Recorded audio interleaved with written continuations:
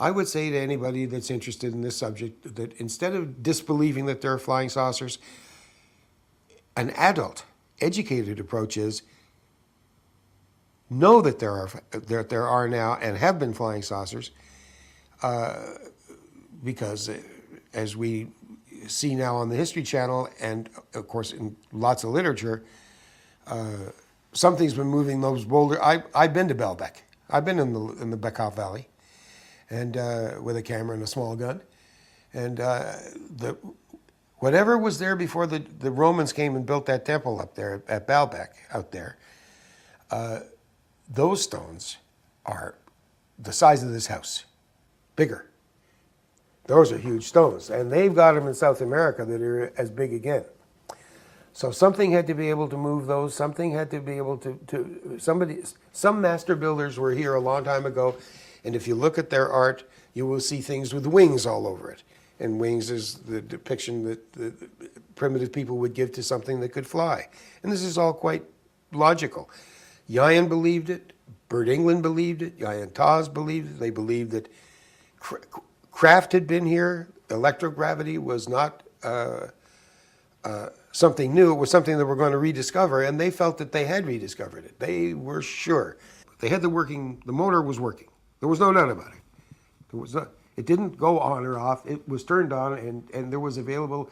And another thing, the more things they plugged into it, the better the machine liked it. They never found a limit to how there was no electrical limit. If you put something big enough behind a car, for instance, with a chain and a flatbed behind it, a big enough rock, the car won't be able to pull it eventually. Yeah, the Cromrie converter, when you short it out, it runs faster.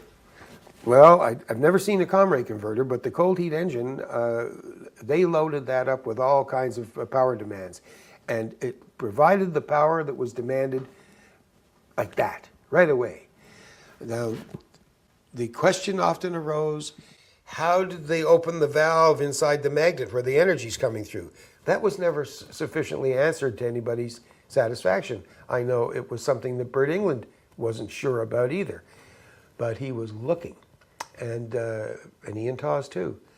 What do you mean he was looking? Because who designed it? I mean, the person that designed it would know. No, they designed it. They took, as I say, they examined the magnets inside the repulsine motor. They looked at how the S-shaped, which are a truncated version of what is full blown in the cold heat engine, where they've turned them into sort of like a corkscrew, but bigger at one end and smaller at the other, so that the intake part is big because the gas is being exploded into there, and it's being compressed all the way down. So when it collapses at the small back end, it collapses to a very cold temperature. That's how gases behave. And if you read Walter Russell's works, I've heard about it, but I haven't ever read it. It's all explained in there with the 40 Cs. Ah, okay. Well, I didn't know that. I've never read Walter Russell. They, I'm sure, had, because they had encyclopedic knowledge. Anything that you would mention to Bert England, if I could put him here instead of me, I would gladly. He would be able to give you encyclopedic answers on all of these subjects. Unfortunately, time is the great enemy of human people, and the biological solution is we all end up dead. And they are dead now. And one of the things that really burned me was that they had broken through the fuels requirement. They had definitely, 100% definitely obsoleted all the fossil fuels. That's oil, coal, natural gas, all of it, and nuclear. Totally unnecessary. And because of the hegemony between the United States and the Soviet Union, they took the financial decision, the political decision, that they were going to lead the Russians by the nose through industrialization, so that get rid of the Communist Party. And the architect of these ideas, I don't know who the original one was, but my father and the others laid this at the feet of young Henry Kissinger, who had a powerful influence over Nelson Rockefeller, a powerful influence. Rockefeller liked men that could get things done. He found Kissinger in Germany as a young man after the war. And Kissing Her Star rose like very few others have ever risen. So one day he was a German-speaking German working in a prison camp run by Americans for Germans. And not too long, he was headed for big-time greatness in the United States and was the right-hand man to Nelson Rockefeller. And people think, well, Rockefeller wasn't in office then, that was Richard Nixon. Well, Rockefeller didn't have to be in office. Rockefeller was the king of America. And a lot of people just don't seem to understand how America really works. Nelson Rockefeller was the boss. And he basically was the man responsible for charting the rise and success of the middle-class educational values. I love him for that. That was an America that I grew up with. That's the America I love. That's the America I want back now. The British guys overtook the Germans. The British guys' science was better than the German science. The Germans didn't have superior science. The Germans had superior researchers. It turned out the science was all coming back from 3,000 or 4,000 years ago out of these books. The Vedas, outside of India, you're not going to find anybody that can read this. Sanskrit is a real old language, and this is the language before Sanskrit. So it's old. It's old. So back on the project, as it developed, you had T. Townsend Brown from the United States and probably a few others, but there was some magnetics experts that came up? There were, but the biggest magnetic expert that they had was Bert England. Yeah. That was one of his areas, and Burton and Iuean Thomas would talk, and the man that conditioned the magnets, and the man that cut the magnets, and the man that was putting diamond dust on wires to cut magnets so that they wouldn't break, and heating magnets, and refrigerating magnets, and giving oil treatments to magnets, and doing about 50 other things that I don't want to get into today on tape here, because, as you know, I have a treasure trove of all the Designex, energetics, Entrain systems, all of it, years and years of research, logs, the several working machines, parts, magnets, all of it is all in one big treasure trove of, as I've said, would fill 2/3 of an 18-wheeler truck from the floor to the roof. And that has all been waiting. But who is this guy that was doing all this cutting and? That was Iuean Thomas. That was he was the right-hand man with Dr. Bert England. Everybody deferred to Bert England, not because they were told to. They had successfully developed for the want of a better term, a free energy device that would power not only the world but would power these anti-gravity craft. Absolutely. Right. Now, why in the world would the Canadian Premier want to give this up? He didn't. Well, first of all, thank you for asking me this. There are a whole gang of answers to the questions, and they're all sort of interlocking. I'd like to begin with the first and obvious one. The British royal classes, the upper classes in England, who I've had the privilege of meeting, several of them was when I lived in England. The notion that Canada is an independent and free place is for the Canadian voter. You get to a point with power and money up the social scale, as they say, the Gemeinschaft and Gesellschaft, where you find that things aren't exactly what they appear to be. Canada didn't have any robust science other than the science that was going on at AVRO at that time. As I say, we knew from Lloyd Pinckney that Lloyd Pinckney knew all about Nikola Tesla. All the other scientists knew about Tesla. They all knew that he electrified America, and they all loved him. They all knew everybody knew Tom Edison, what he was and where he came from. He sold sandwiches and hookers on a train. That's how he met J.P. Morgan, on a train. It's a true story, God. Anyway, this business about English technology, German technology, American technology, what happened was they were feeding off each other. They had subsets of specialties which were being integrated. And the great integrator of all of this was Bert England and Thomas, and the two of them. And they integrated things, and they commingled designs, and they like shuffling a deck of cards. They were amazing. They took first principles and abstracted from first principles how it should work, and pretty near, usually they were able to jerry-rig it to work. There were some problems with the Townsend craft. The Townsend craft, they were testing its lift. As Tom Bearden has often noted, the first 80% of the weight that you make disappear off any object by lifter technology is a lot easier than the final 20%. And it's that final 3% that where the energy, where it all has to be balanced just right to get off the ground so that it's hovering. Well, Bert England was definitely the inventor of magnetic boots, and they had tested because they had to set this thing down. So the first thing they wanted to do was be able to lift something to have it up off the floors. They laid a coil. There was various sizes. This first one was about 2.5, 3 inches in diameter, and the final one was smaller in diameter.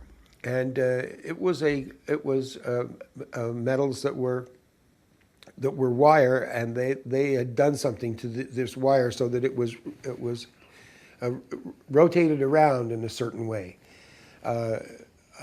and they had an outer casing that Taz fitted it all into, so that it looked like a garden hose, but it was solid. It wasn't a garden hose at all. This was an electrical conductor. And they wound it all into a circle on the floor. Just the circles got bigger and bigger.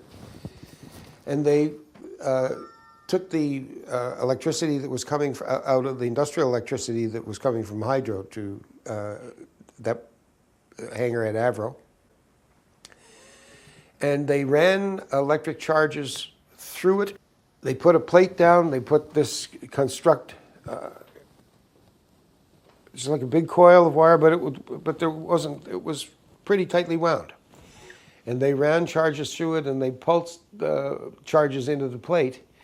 And what they got was they did the same thing on the bottom of what was going to be the base of the craft. And lo and behold, the top one came up and hovered in place above the bottom structures. And they spent months changing and doing different things with the electrical inputs.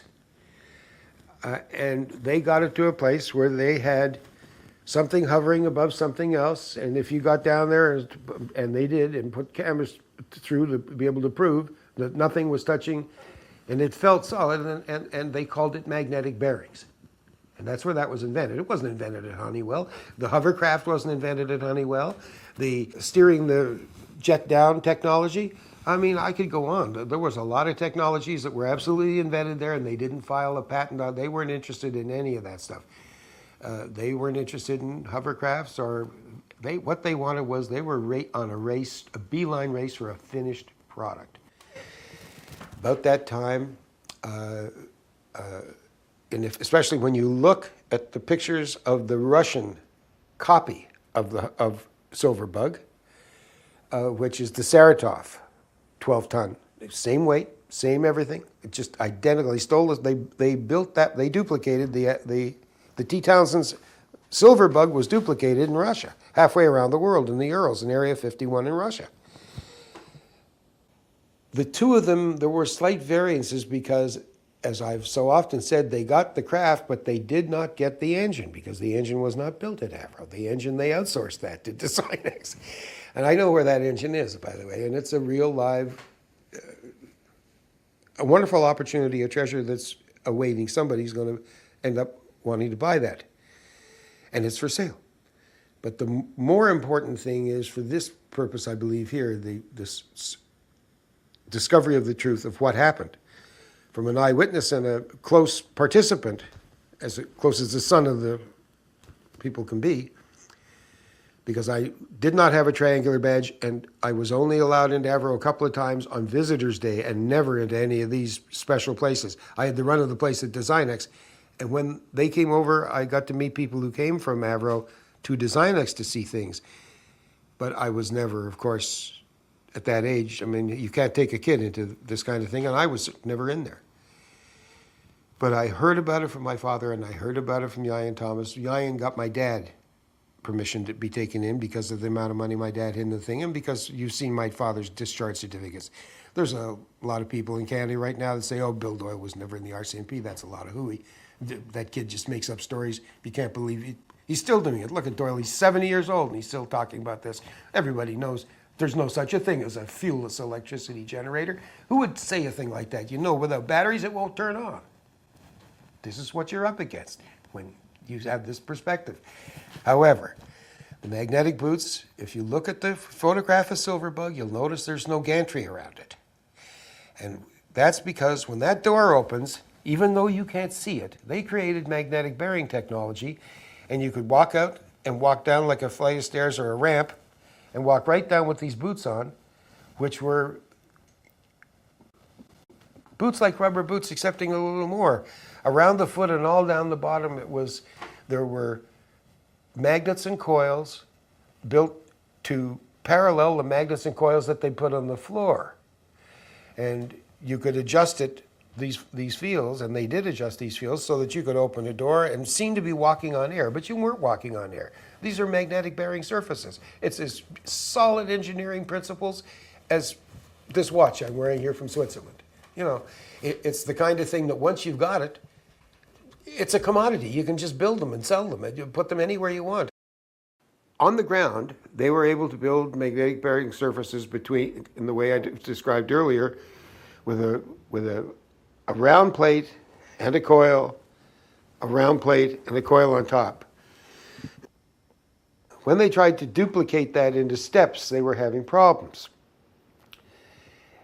because they needed all kinds of different vectors and angles, and they found that they couldn't sustain those. So what they did was, if you look at the photograph of the Saratov copy of Silverbug, you will see that when the doors open to the fuselage, which is an oval-shaped door that opens out, that actually opens in, because you can just, when you're looking from the outside, you just see the door. And what was happening was, in the original Silverbug craft, at the T. Townsend Brown one, at the big hangar at AVRO, when they walked out the door, according to Iuean and Bert, who basically invented, for lack of a better word, this system, they walked out the door for a little bit, and there was a ramp that walked down to the ground.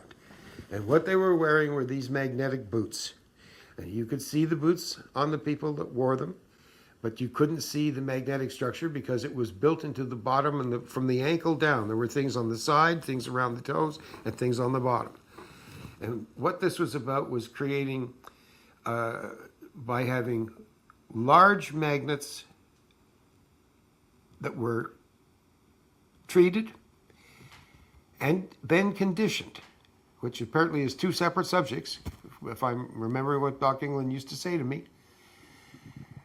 And this allowed man to actually open the door to this craft and walk out onto something that you could not see and stand just as like it was terra firma and walk right down onto the ground that you could see. And how they were doing this was by a technology they called magnetic bearing technology. Only this was not the usual magnetic bearing technology as Honeywell has it, with the little globules up to the four little points, which are housing magnets that are themselves having a current that you can't see going around between the magnets that are inside the housing where the magnetic bearing is to take place. This was not inside a housing per se, but inside a room. But they had this going. They had people wearing boots that I've described, walking out of that door and walking out just a little bit and then walking down a ramp and walking down to the ground. And why I'm talking about this is in the photographs, where in any of the Russian photographs, there's no gantry. They never push a thing up to the side of the plane like they would if it was in any other type of craft. There was no dollies. There was none of that there. It was not there because they didn't use it. I have a question with regard to the Saratov photograph. Yep. How do you know the photograph that's on the Saratov website is the migrated Silverbug. Well, it's identical. That's what the... Externally, it's identical. But if the information that Saratov, that Ekip put out, is that it's still under development. That's the new information. I have the original information that I saw that so enraged me that was when I saw that picture. I fumed for about an hour, and I jumped right on my computer and wrote a letter to the late senator, who was the Senate leader at that time, Ted Stevens. And then I got on to information by telephone to Washington, and I got his Senate phone number, and I got his area code, and so on, and I called the office. And I told them who it was, and that I had something of strategic, of national importance that was that most Americans wouldn't know about. And I was calling from Canada, and my name was William Doyle, and left my name and number. I didn't get a call back. And I just kept following up with emails and and letters and phone calls, and then I left a letter that I left a message that I knew somebody that was a name that I was to give him, and that would lend a lot of credibility to anything I had to say. And that name was Boyja Angel, who was the first marshal for the territory of Alaska, and was there when Senator Ted Stevens of Alaska got them to make Alaska a state. And I told him that this craft that the Russians were trying to sell was an exact copy, and they've written about this in the Mitrokin archive, about the Russians, the different kinds of Russian spies that were present at AVRO. And I also told him, I said, it sounds incredulous at this time, but my father's connections in the intelligence community in Canada told him that the Americans had deliberately leaked this to the Russians. And I can promise you, Ted Stevens was almost speechless, and he was enraged at the same time on the other end. And I talked to him about Kurt Weldon. I talked to him about... So you did eventually talk to Stevens directly? I talked to Stevens briefly on the telephone. I talked to RJ or HJ, who was, I believe, his son-in-law. And they gave me a bypass to get away. The name was McPherson and Associates. They gave me another office and said, when you want to write to me to get it through, Mr. Doyle, he said, you just write it to McPherson and Associates. And I had the proper Washington address, which was not the same address as his office. And I sent things there, and a guy got mail back from him, as you saw. So I knew he knew about it. And then, of course, there was a huge investigation in Washington. It was a scandal on the Hill. A senior federal law enforcement official confirms the FBI conducted 6 searches Monday of businesses and residences relating to the Weldon probe, including the Philadelphia home of Karen Weldon, the congressman's daughter. Neither Karen Weldon nor her attorney returned CNN's calls for comment. Congressman Weldon told reporters in Pennsylvania, quote, "I've not done anything wrong. I've never helped my daughter get anything. My kids are qualified on their own." The investigation appears to be focused on whether the congressman helped 2 Russian companies and 2 Serbian brothers become clients of his daughter's lobbying firm. Whatever hit the fan behind closed doors, but immediately Weldon resigned his seat, and they were about to indict VP Cheney, who was Kurt Weldon's sponsor in Washington, until all of that was taken away. And there was billions and billions and billions of dollars had been given to the Russians so the Russian scientists wouldn't sell nuclear devices. And more millions have been given to the Russians for various technologies. But what nobody seemed to be aware of was that there was this hegemony going on between the United States and the Russians, and these things had, in the main, already been paid for. And this was like a second or a third time payment. We just assumed that the money was going to highly placed party members who were in favor with Putin or the people before Putin. I can't be accurate as to the date, but I remember how I felt when I saw that, because I knew for a fact that to be picture postcard copy from one to the other, the only thing that I could see that looked a little different was that the 2 appendages that come out for the ventilated supercavitation devices, the precursor out, they squirted out liquefied atmosphere. about 40 to 50 meters ahead of the craft to collapse the atmosphere so that the whole craft would be pulled in, so to speak, and it was an assist way to cloak it so it couldn't be seen by the naked eye, because nobody could take pictures of it landing and taking off, which is what they wanted. I was under the impression that Silverbug craft was put on onto a truck and towed away from the region of the airport, because there were satellites from many countries, including the United States, of course, but other countries that were looking at all the big airports in North America, and Toronto was certainly one of them. And because, of course, Toronto got extra attention because they knew that AVRO was there, and they knew they built military planes there. The Russians did, the Chinese did, and anybody else that was interested did. But the possibility of having a craft in Russia appear spontaneously as if this could have been invented in two places by synchronistic parallel development, no. That we know for a fact, because of the defecting spies that came out and gave British intelligence everything, that this was a 100% definite link between the project at AVRO, that information, as that information was developed and as they made progress and more progress and progress upon progress with the different elements coming together of the Silverbug, that all of that in real time as it was happening was being sent to Russia. So we know pretty well that regardless of what EKIP was about, which is not about, there was nothing EKIP about Silverbug. Silverbug was not a particularly green craft per se, excepting it didn't have, the Designex impact on the T. Townsend Brown work was the only major impact was the coming up with a zero fuel engine, a cold heat engine system. We did secure some footage of the flying disc in the hangar. The code name for the project is Equipe, and it has been designed for humans to fly. We asked the scientist in charge of the project what propulsion system the craft uses, but he would not divulge what he called classified information.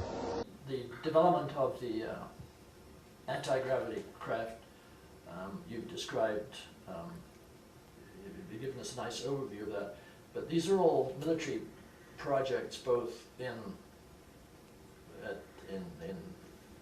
AVRO Canada and also in Russia. They're all buried and in the States. Now the question is, being military projects, there has to be a weapons system on board. Otherwise, I mean, none of the military are interested in things just randomly flying around sightseeing. I mean, other than reconnaissance, but the goal is always to put weapons on something. So nobody ever mentioned, it's a point well taken, and I concede the point before I answer. However, and you're right, and that is logical, and there must have been. However, the original saucer that T.T. Brown was working on had a chemical engine to it that they had migrated to get that kind of high voltage, high power, big diameter electric flows. They were using the German fuels. But the fuels only gave the craft the capability of rising up off the ground and traveling a very short distance before it had to come back for refueling. It was not efficient as a form of a conveyor of people and munitions and a weapon or whatever they had there. And besides, at just about that time, another of the special projects, that private venture projects that they were working on, it wasn't exactly a commission. If you can design it, and build it and get a working copy going and be able to explain it to us, they said to Iuean, we will buy it from you like the solid fuels.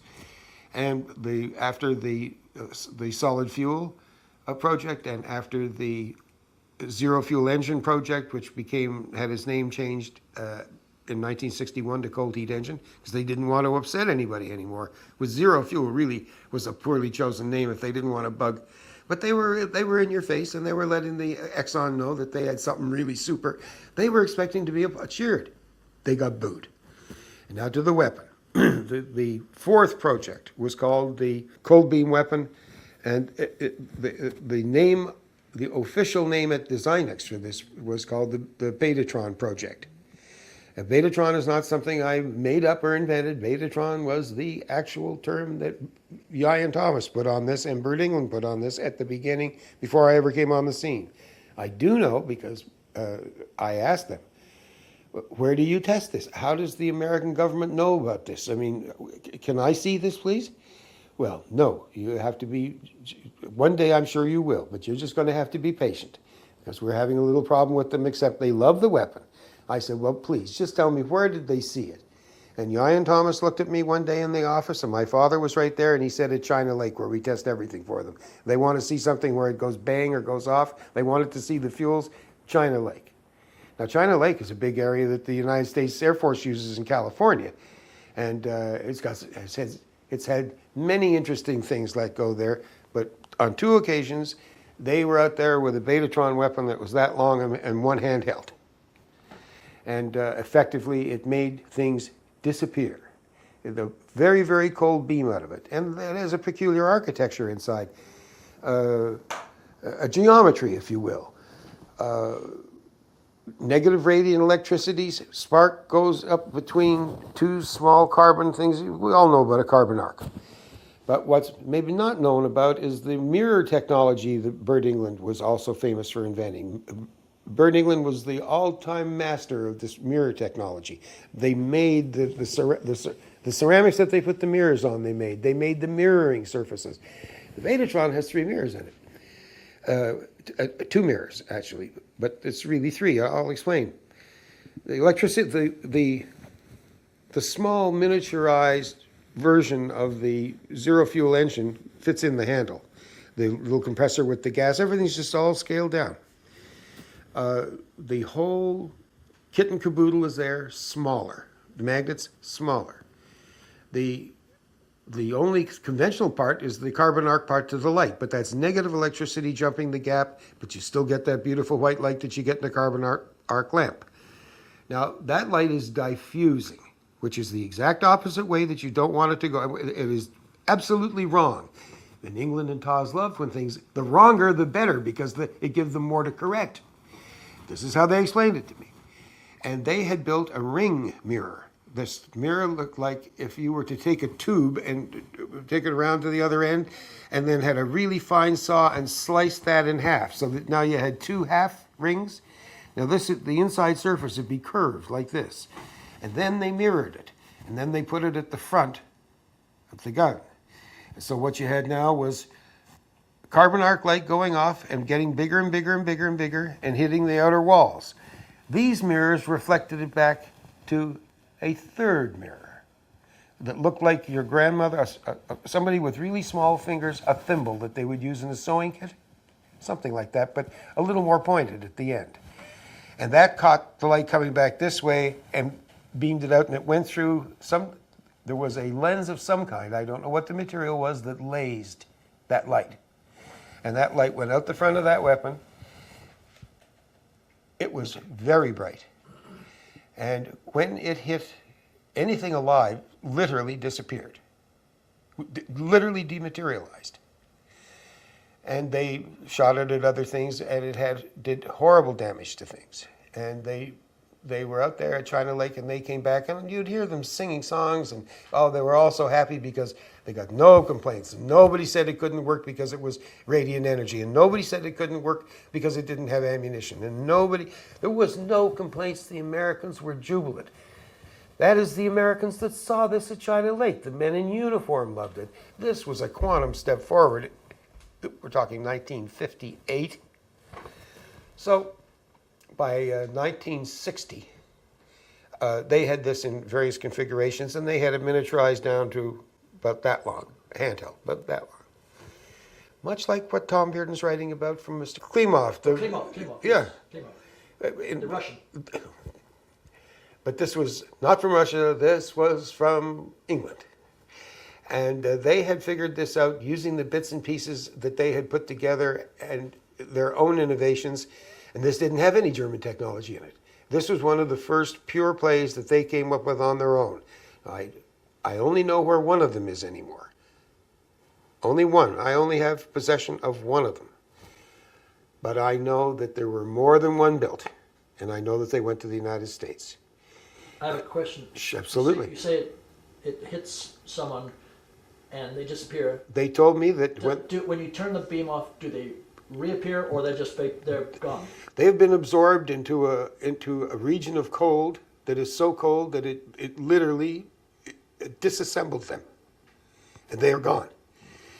Iuean said, when you dematerialize something like that, it's as if they never existed. Every trace of them is gone, which is frightening. And it had religious connotations, because when you talk like that, you mean you killed their soul.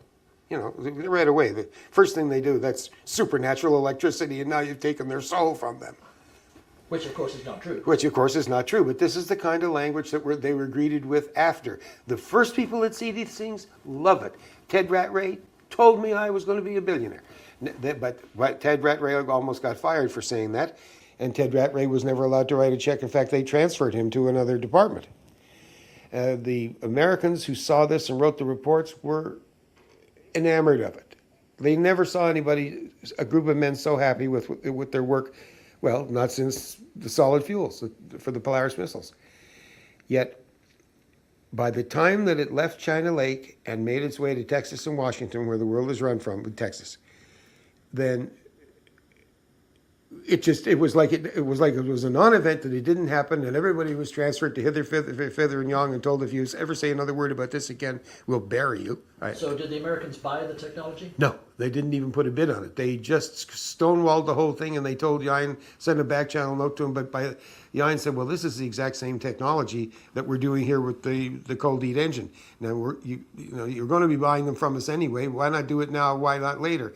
And as you know, I worked at Designex in the summer of 1960 and again in the summer of 1961. And why that's important to this tape is because in 1960, the special projects had not been terminated, but in 1961, Eisenhower canceled everything. Eisenhower had his arm twisted. My dad found out all about the how, who, where, why, and when. Nelson Rockefeller found out about these from the engineers. The Exxon engineers at Houston were calling back to Houston and telling people there. And that worked its way up to the top. And when Nelson Rockefeller found out about this, he made some calls and he verified all this. And apparently he got in touch with, summoned Eisenhower to wherever he was, and Eisenhower came like he had to. And he said, and he told them, this all has to be made to go away, and all of that up there has to stop, because we're not going to be able to contain this anymore, and we're just a breaking news story away from having a disaster. And it could cause World War II. Because this will upset the Russians, and the Russians will say we broke the hegemony. And they've always got, if you're not going to buy more oil, we're going to give you nuclear war. That'll be your punishment. You being the populations of the world, these elites got to push that oil. They got to push that oil. My father, it was a bitter pill. Iuean, it was horrible for him. But they could see what was coming, and so it was at that time, it started there. We were making a disaster recovery, my dad's words were disaster recovery program, a corporate disaster recovery program. That is how they visualized the next company in the chain. Designex was going to be wound down and taken out of business. The technologies were going to be transferred to a new company that didn't have a track record, and we were going to take this in other directions and look for other sponsors and take the electrical, the fuelless electric motor, and we were going to try and put it in it, and put it in all kinds of products. Before we get into that, how was Eisenhower able to convince Diefenbaker to, all this technology would have had tremendous benefit to Canada. There might have to be a sort of a carrot and the stick thing that Eisenhower used with Diefenbaker. You're right, spot on. That's exactly what there was. President Eisenhower told John Diefenbaker that he was to terminate and make sure that everything was destroyed. Not only terminated, but eliminated every trace of it. And so this pogrom against the project started. First to go was John Frost, who himself was window dressing in the first place, The straw man. he was the straw man, and then they debunked him and sent him off to oblivion in New Zealand. The stories about the Russians, now the Russians had the same thing, and that was part of the hegemony between America and Russia. They agreed to America said, we'll show you what we're building. You don't want to have to compete with us in this. This is very expensive. You got to build a society. The American goal was to overthrow communism, to have the Russians grow a capitalist nation and be able to throw off the burdens of communism and become a modern state. This is what my dad was told. This is what Iuean and my dad told me. However, they threw the baby out with the bathwater, and the human potential could be much better served with these technologies than without them. Now we've got President Eisenhower, after they're terminated, he comes to Canada to visit with Prime Minister Diefenbaker. Was Diefenbaker involved before the projects were cancelled? Diefenbaker got the call from Washington on the then equivalent of the hotline, and he did what he was told to do. But he was told he'd be having a personal debrief with Dwight Eisenhower, the president, before the president left office. And that happened. That happened a couple of months, 3 months before the meeting took place. The meeting place, the projects were canceled in the cold weather in December, and the meeting actually happened in the warmer weather, I think the following June, and it was a fishing trip. And Dwight Eisenhower and John Diefenbaker, who didn't like fishing and didn't like the outdoors particularly, went on a so-called fishing. They had a lot of shore lunches. And in that deal that was made, President Eisenhower assuaged PM Diefenbaker by telling him, look, there's a great transformation coming here. Our aerial photographs show us that you've got an oil deposit here, the tar sands, that stretch from northern Manitoba all the way over to the other side of Alberta.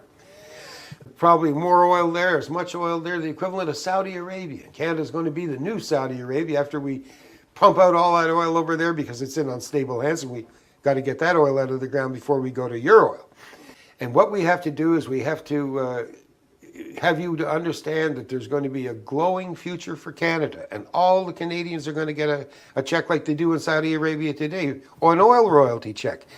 They'll have less taxes or pay the same taxes, but they're going to get extra money from this oil because there's only 15 million Canadians, Mr. President, and you've got, as I say, as much oil or more oil than Saudi Arabia had. So this was the tactic that President Eisenhower used on the naive and country bumpkinish, very unsophisticated, Bible-pounding John Diefenbaker. Didn't take long before Diefenbaker had completely absorbed the ideology and the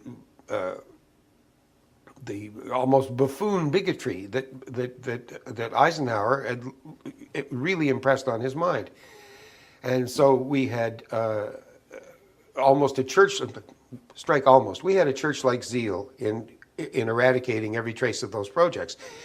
It wasn't only that the projects disappeared, but it was everything about them disappeared. Every word that was in the news archives disappeared. Things were being purged. They took these plays came out of the Russian playbook, and they were doing them in Canada. And my father and other men formerly who had been with the intelligence services looked at this, and they weren't alarmed or unalarmed. They were just in a cold, dispassionate way noticing how now that the Americans had this hegemony deal with the Russians, we were using Russian tactics on Canadian citizens in ways that should never have happened. And my father always said, it's just a small step from here to them doing it in America. The Polaroid that you have of Iuean Thomas in the basement. Well, it was actually it was in the building at Merton Street. They closed Designex that year, and they had the machine, and they took that machine from the Designex offices. They were in the process of winding it out. There was no new tenant moving in. That is the cold heat engine, the exact one that Ralph Long of Dunham Bush Incorporated had sold Iuean some materials to which he didn't believe that they were going to be able to do what they said they were going to do. And he came over and checked the machine. Well, on another occasion, they were running tests, and there was some complaint from somewhere. Well, we later learned that the complaint came from the National Cash Register Company, which was all. But you say they were running the machine. They had installed the machine in the basement? They took it was not, it was a half basement. It didn't, when you went in the door, you walked down a few steps and you were in like a basement. There was no main floor per se. That was the main floor. And that was where the cooling was not a big factor back then. Heating was the big factor because the Merton Street location was right on the crosstown rail spur. They don't even use that rail spur anymore. My question is, why had they taken this secret device and they were parading it in public? They weren't exactly parading it in public. My father had reached a point with them where he said, we're not going to put in any more money into, I'm not going to put any more money into something that is absolutely blocked and sewn off. But if you want to talk to other people who might, I'll go along with that. This is what he said to Iuean. And Iuean said, do you know anybody who might? And my father said, well, maybe Alan Block will. And then there were these other two brothers. So they were getting ready for a test, and they were running the machine on this particular day. So they brought the machine out of cold from Designex on a truck and put it in this building. Took the furnace out first, and then put the machine in, because it was the summertime, where the furnace had been. The furnace was one of those big oil tank and a heater, oil heating. And they took the furnace out, and they put that machine there, and they were testing it. And there were some static electricity problems at the National Cash thing, and National Cash called in and complained to the Ontario Hydro. How close were they? Well, they were on the north side of the street, of Merton Street, where this building was on the south side, and they were very close to Mount Pleasant, so they were about 3 blocks away. And the hydro people came and asked what was going on. They were going up and down the street to everybody, and they came and Iuean and Bird England said, well, we're here conducting a little lab experiment. And the more that they talked, the more excited the Ontario Hydro people got, and it got a little confrontational, a little testy. I arrived in the middle of that, and then the Toronto District Supervisor arrived. And he started to have an argument with Bird England, and the arguments never stopped. And finally they came, and I saw them. They started cutting the wires, and you would think that this would upset them. It didn't upset them at all. But the first one to start laughing at them was Iuean Thomas. And they explained that what we have here is a small Niagara Falls type generator, and that with the energy, the electricity that's powering this is being sucked right in out of the atmosphere we're breathing. This is ambient energy going into that machine and coming out through those magnets, generating cold electricity. This is negative electricity, but works just as good as the positive stuff. And just because people didn't know about it before doesn't mean it's not doing this. Well, the electrical engineer who was the district manager for Hydro had never heard of such blasphemy, and he was taught that authority is always right. And he said, I remember saying a very unkind thing to Bird England. He said, bullshit may baffle brains, but not here. This is Toronto Hydro, mister. And he said, we're taking this all down. This is all over here. The man thought he was in charge. And they cut the wires, and they said, is this fuse box, is this yours? No, this is all. They took the fuse box out. They took the meter out of the building. There were no fuses because there was no fuse box. All of that was gone. This building was on its own. It was cut off. But the lights were going, and when you opened, when they had they always had used fridges was one of the things they bought a lot of. Wherever they went, they always had one because they kept their beer cold in there. Because the tests would go on night and day, and you had to have a place to put sandwiches, that half-eaten food, you put it in the fridge. A few beers, that was fine. And I just couldn't believe my eyes and ears. My father, we watched this go on, and they sent for a flat. The arguments got worse and worse and worse, and these English people they were always polite, were needling this guy because he was out of line and he wasn't listening to. They clearly knew more than he did, and he couldn't accept that role. He had to be the boss, the big dog, and so he was. And there were many calls on his phone in his truck. He didn't ask to use the phone there. And they finally, a flatbed truck arrived as it was late in the afternoon, because in the summer times, we'll have light till 9 o'clock at night. And they took a saw, and they had just built these new hydro poles on Merton Street. The big ones. We usually have wooden poles. We used to have wooden poles here, like foam poles, but that all changed. And now they had these big, huge poles with a big arcing thing that went over and a huge light. It was very modern. The cement was almost not dry on this thing when they were cutting it down. They cut the pole down. They put it onto a flatbed truck. They took all the wires that led to that building, and they took the fuse box and everything that belonged to hydro and drove it away on a truck driving east towards to wherever they were going. And it was getting dark, and the lights were on, and the fridge door was going, and they were drinking beer, and the thing was generating electricity, and they had radios working, and everybody knew about it. There was even a story supposed to be going into the newspaper, but it got spiked. And that was the first time that I had ever seen a face-off, a real nitty-gritty, down and dirty face-off between those who claimed to be authorities and the real authorities. And the problem was that the people who were claiming to be authorities were the authorities from Ontario Hydro, but they didn't know the first thing about advanced electrodynamics. And the people who did know it were drinking beer and laughing and talking about all the money they were going to make in the future, which didn't happen. After I saw the model in Iuean's desk of Silverbug, that was the first time I saw a model.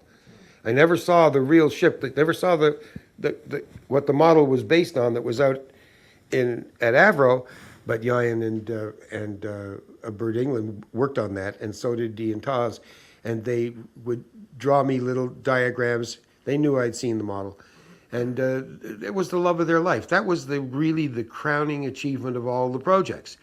And as I say, they drove it away from the airport, and I was told it took off and flew and went to the United States.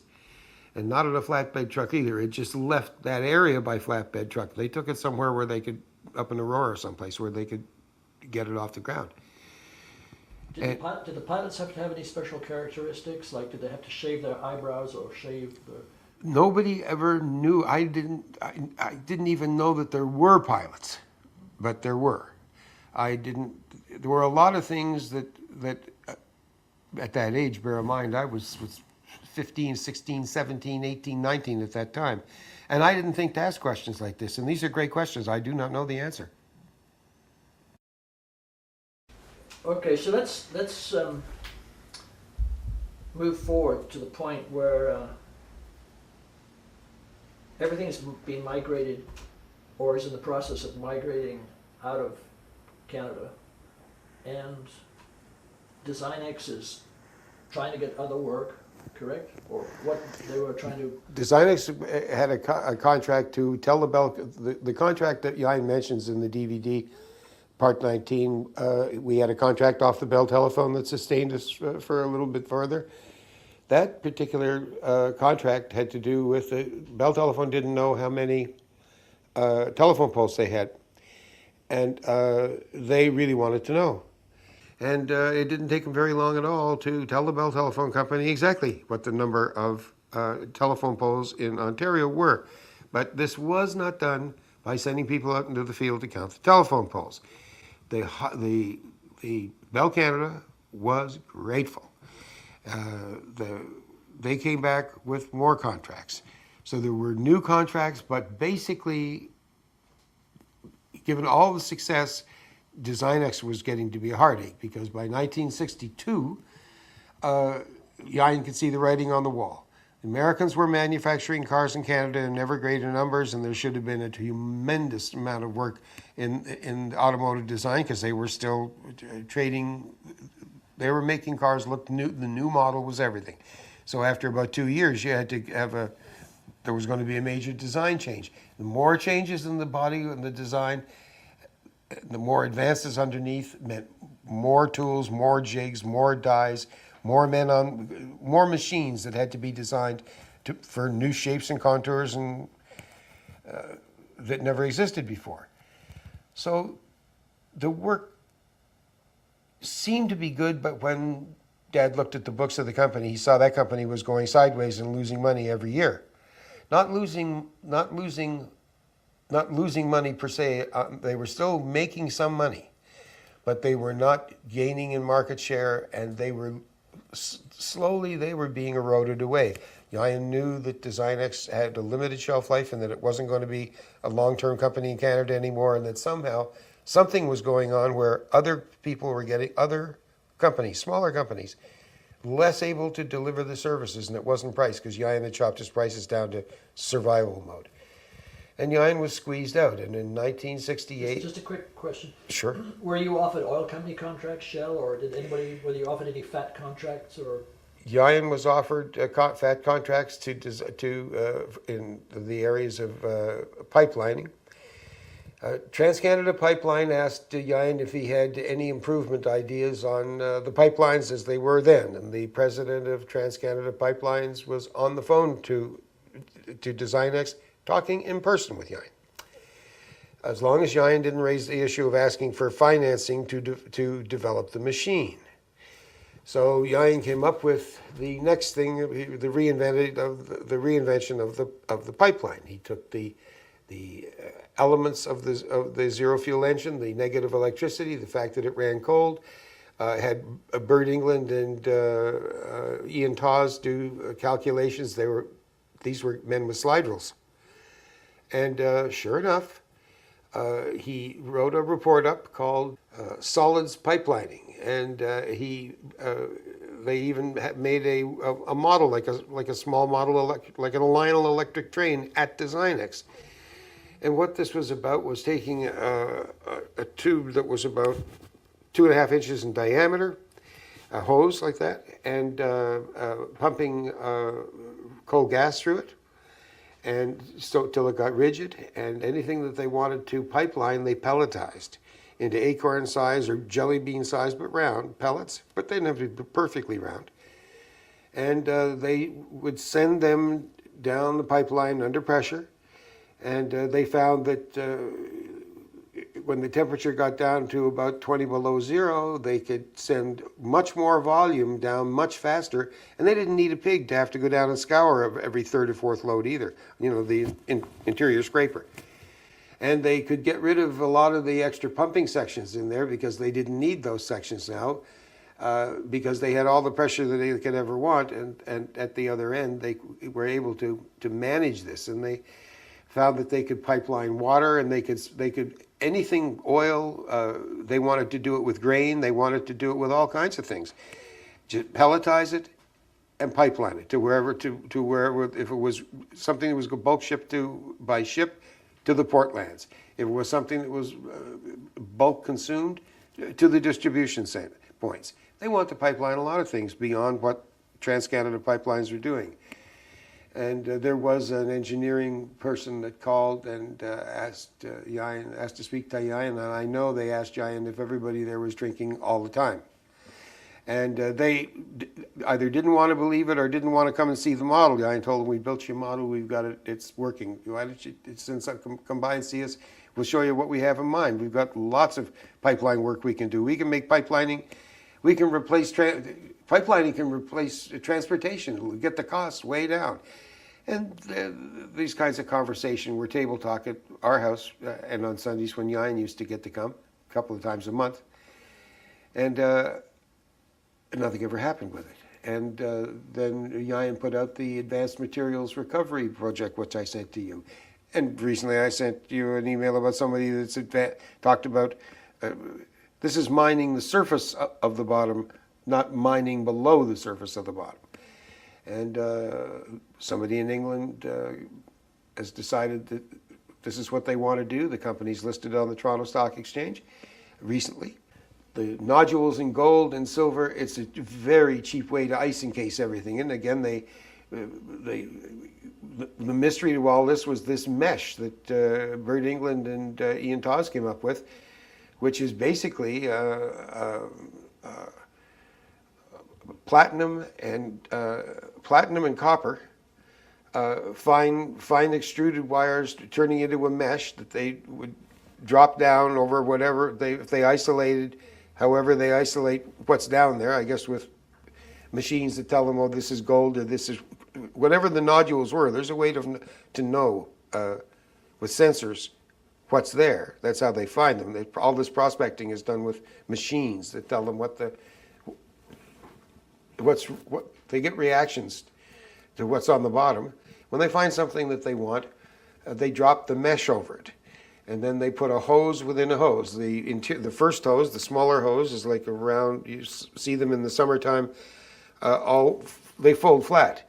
But when you screw it on the nozzle outside your house and turn the tap on, they blow up fat, and they've got holes all around them, so you got things blowing out. Well, these are air holes, so what you got is air just pumped in from the surface, and that hose that's pumping the air out under pressure is inside a cold water hose. This is fresh water from the surface. If the ship is big enough, if you're in salt water, you have to bring fresh water. They just get it from some other source. And you pump that down in the second tube. So now you've got a real cold air being pumped out into real cold water that's fresh water, not salt water. And you pump that down, and it gets colder and colder and colder because the fibers in the tubes are, again, the same as the mesh, copper and platinum. And what happens is that when the water, the fresh water and the air, which is now the only thing that keeps it from freezing solid is that it's under pressure and it's moving. And when it gets squirted out over the bottom of the structure, it freezes instantly because of the negative electricity running through the mesh. And you can ice encase these things and float them with a flotation device to the surface. And it hasn't been done. Nobody's ever done it, but I'm sure they're going to be doing it. And the only person that I know that has the information is you, because I sent you the original of the report. I think I kept a copy, maybe, but you've got that copy.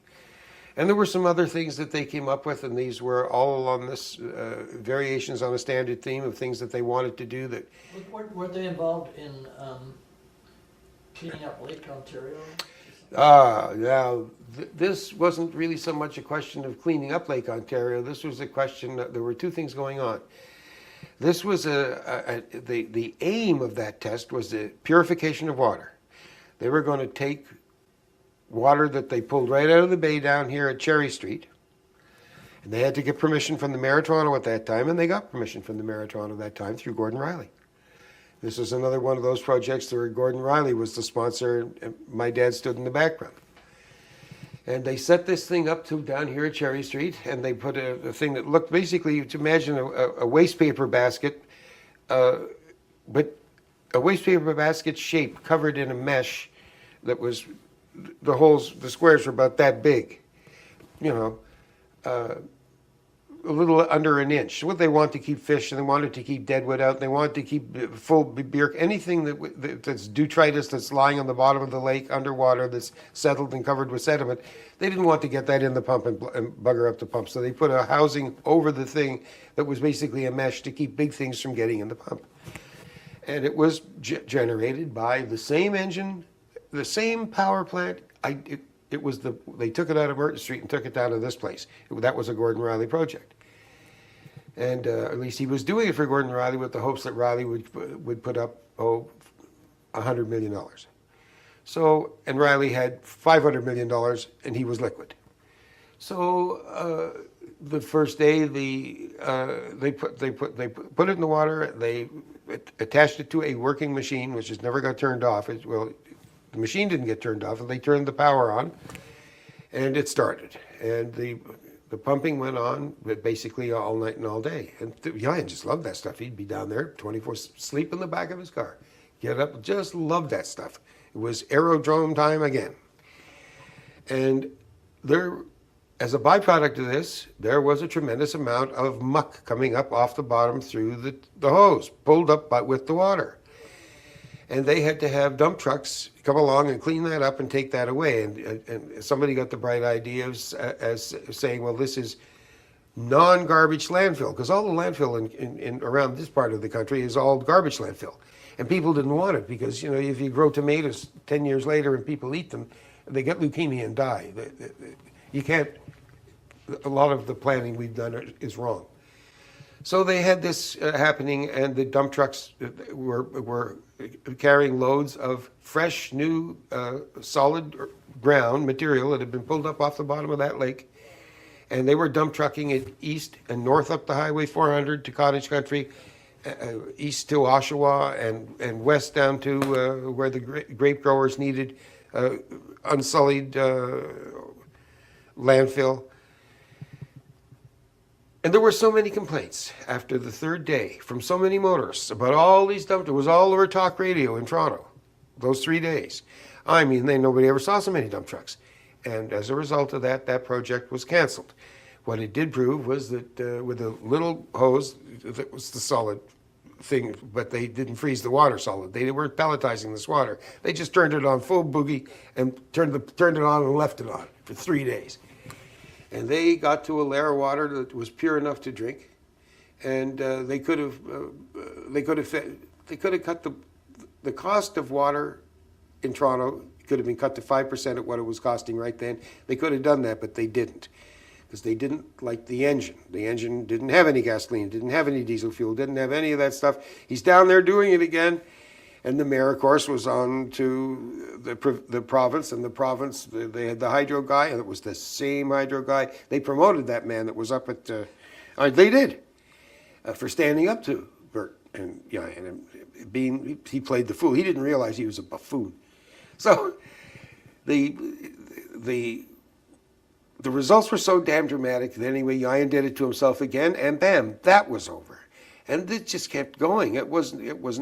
There were all kinds of things that came along, and Iuean would overachieve. And instead of being like Caesar, he didn't get a parade, he didn't get a festival.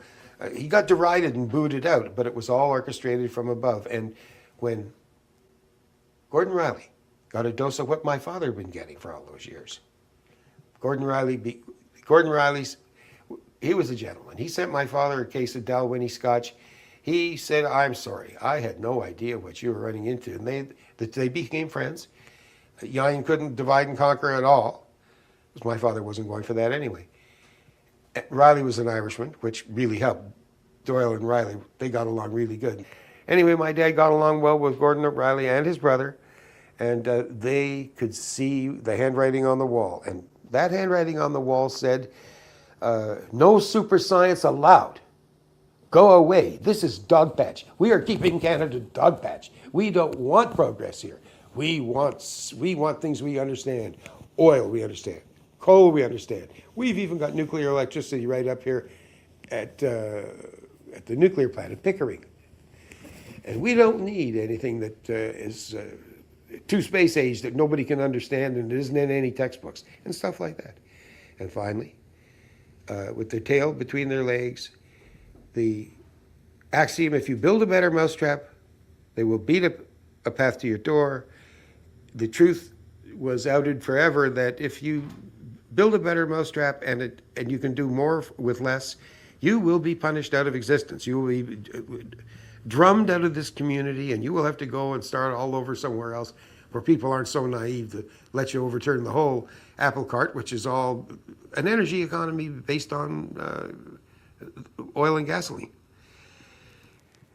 And so this Iuean's attempt to find other sources of money, that was the last hurrah. Nobody ever came near them again. He still had my father, but my father now was into what my dad called disaster recovery. The disaster recovery mode was to create new companies and to take the proprietary technologies and migrate them from Designex into a new corporation. The first corporation, and Iuean mentions it, he said, "We're going to create a new company," or "We have created a new company called Energetics." Where this name came from, Energetics did not come from Russia. The name Energetics the Russians got from Canada. I'm here to tell you authoritatively.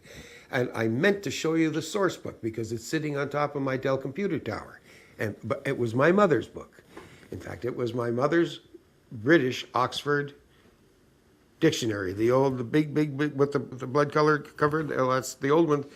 Her model sitting up there, and that was the book that that was her book for playing Scrabble. In that book, if you open it up, you turn to E, and you'll see that my mother had taken a red pen and circled the name Energetics, and that was the name that that my father chose for this, and it says energetics, the subject and the study of electricity. And that's where that name came from. And of course, the Russians, like everything else, claimed that they have a new science called energetics. Well, the new science, they got energetics. The name was given to them by none other than my mother. It's a true story.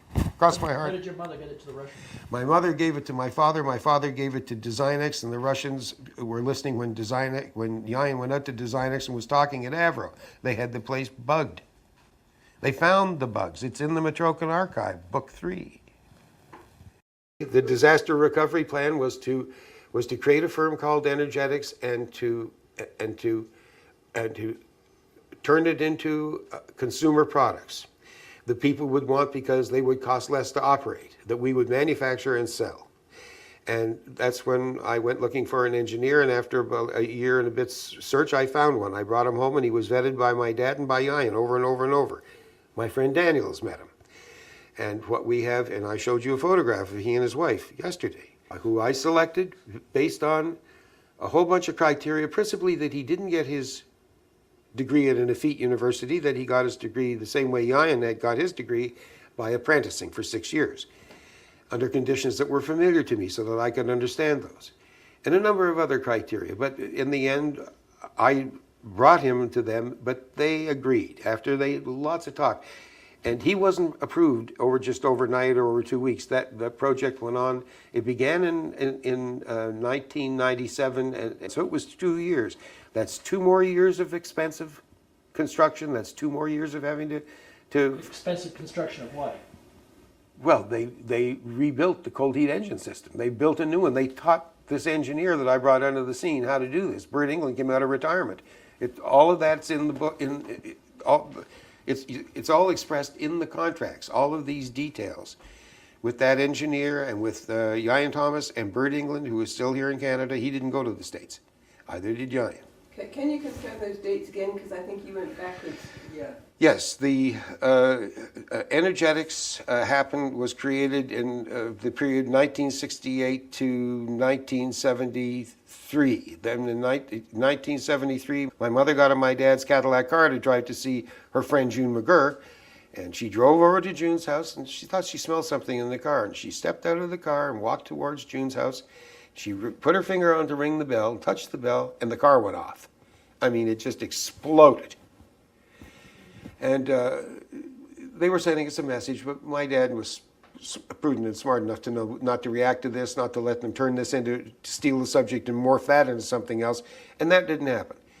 Bottom line is that basically nothing was done excepting we knew that there was going to have to be a whole lot more disaster recovery planning to keep the products alive and to have a chance to bring this to a market somewhere.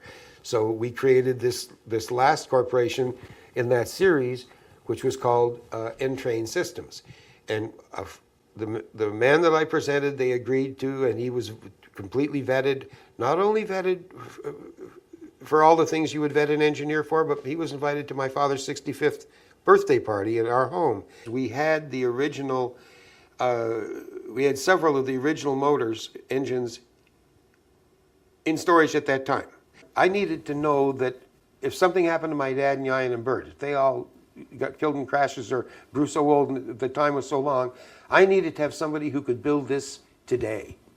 Now, today's date, 2012, June, July.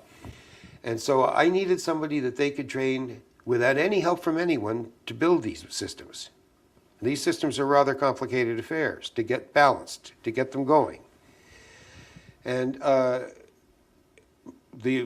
So you said that, but it cost a lot of money. it cost a lot of money to pay for Bert and to pay for Iuean. So you had to pay them to come back. My dad had to pay them.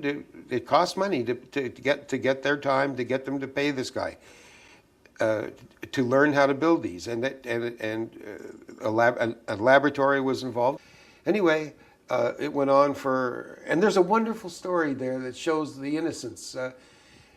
And it shows that the Toronto Police Department really do listen to phone calls, because one day, I wasn't there, but my dad came home and told me, he said that a chief of police is a very rare thing in Toronto. We have 5 chiefs in Toronto, but you don't see them out doing beat work. They're in in various police stations doing executive work.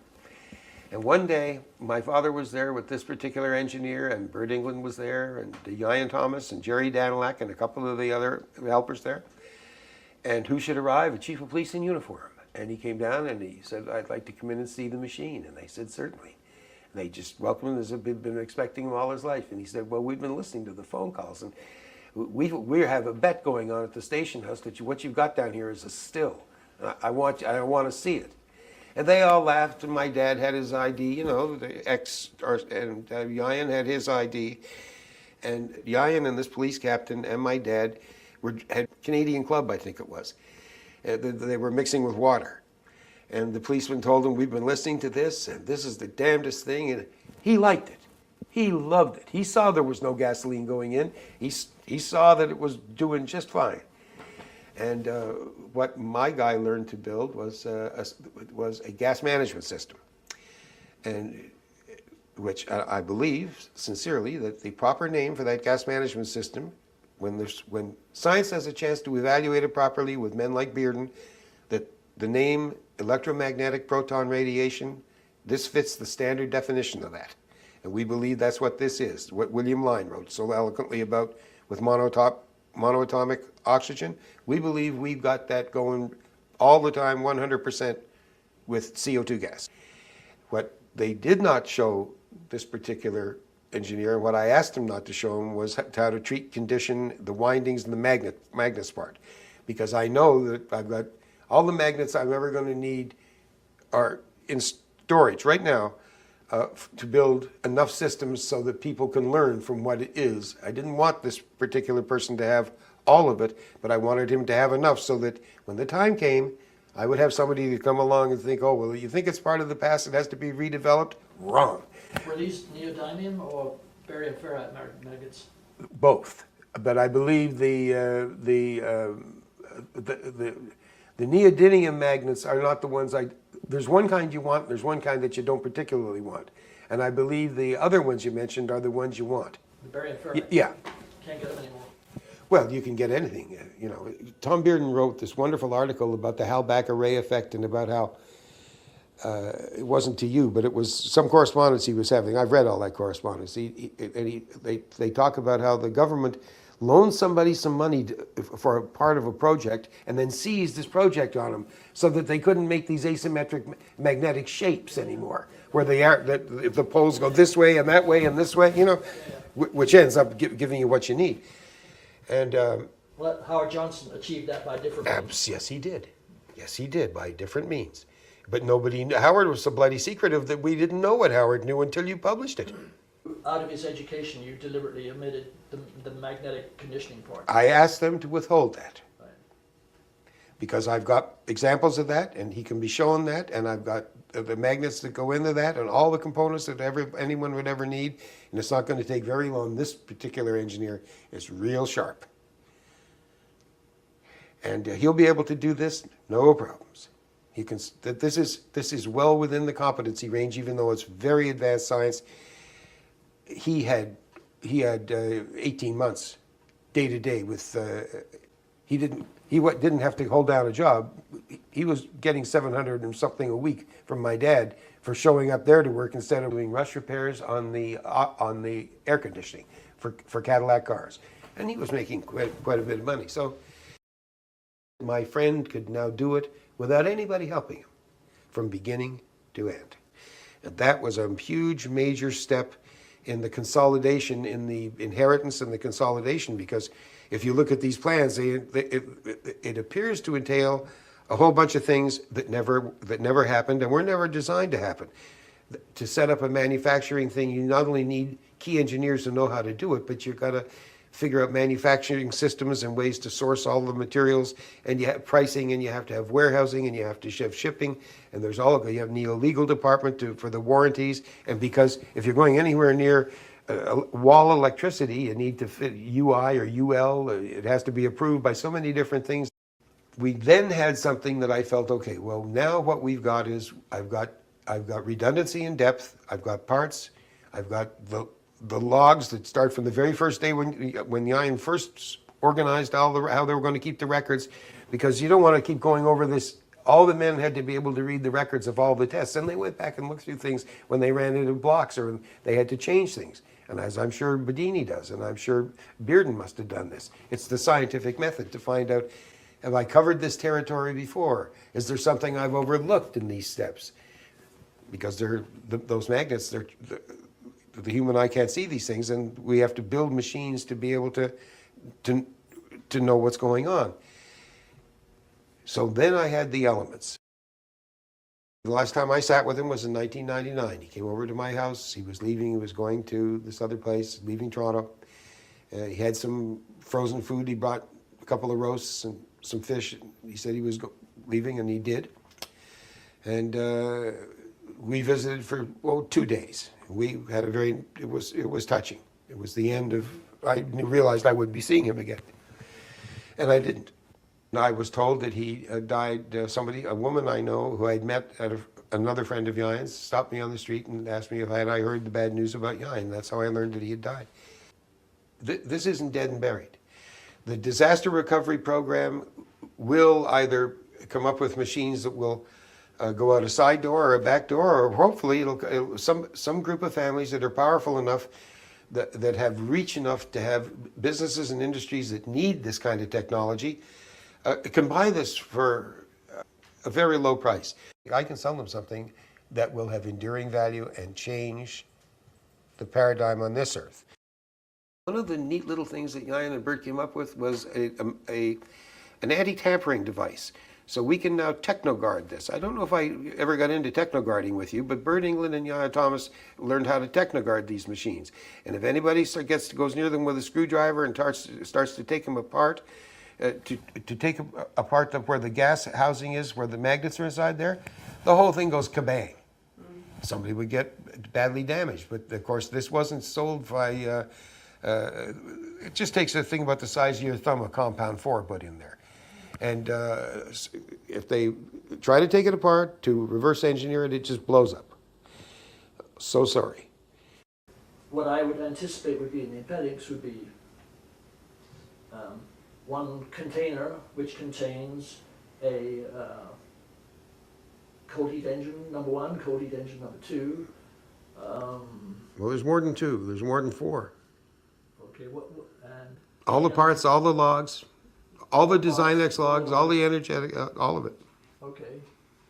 And there's a Betatron weapon in there. There's in the crate. There's some other things too. I haven't gotten into with you. Now, what we're talking about really here is we have a completely ready to go, finished working set of machines. We have a whole bunch we have all the records of of the science that went in step by step by step to building and inventing and reinventing over longer than 10 years from 13 floors at Designex. All done properly the British way. Let me ask you this. No one stepped up to the plate so far.